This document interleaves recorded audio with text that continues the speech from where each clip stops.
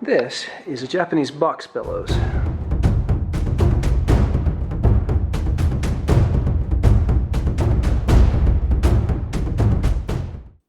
A bellows is one of the most important tools a blacksmith has. Increased oxygen flow into the fire means faster and more intense heats.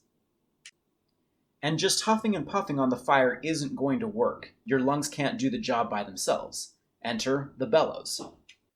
You're probably familiar with the European-style accordion bellows like the one pictured here, but the Japanese and other East Asian cultures had a completely different solution.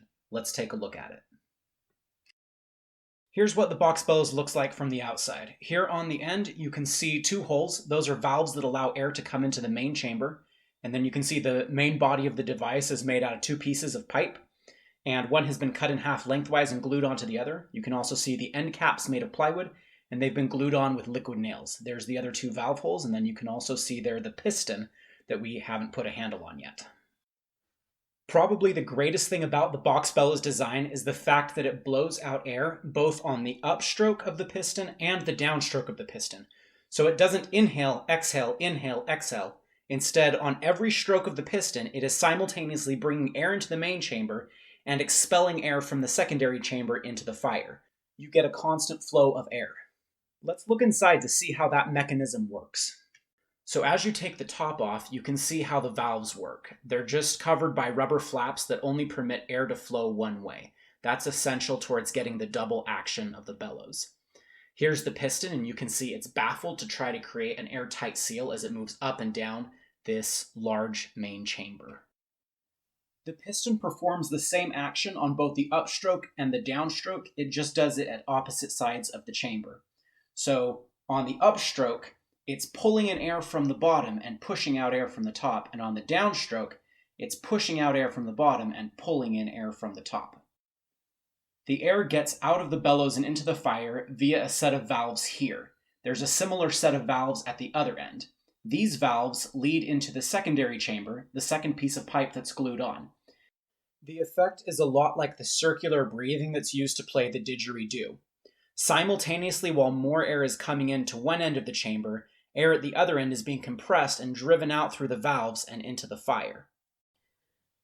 In fact, you can't help but wonder if double-action bellows originally were invented after somebody looked at humans' ability to circular breathe and thought, maybe I can do that with a machine. And it doesn't exactly take a genius to figure out that bellows just do what human lungs already do. It's just that they do it better. The moral of the story here is that technology amplifies and changes human desire, action, and nature.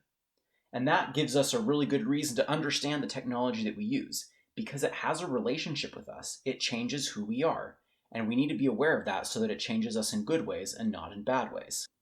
Technology reflects and creates who we are. There's another cool lesson here as well. The Japanese box bellows is totally different from the European bellows, and yet it solves the problem just as well and maybe even better. This is the kind of bellows that was used by Japanese swordsmiths for centuries.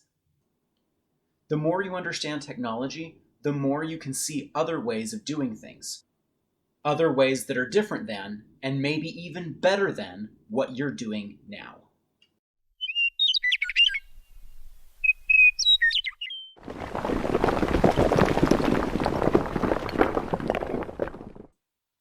Hey guys, thanks for watching the video and we hope you enjoyed it. If you did, be sure to give us a thumbs up below.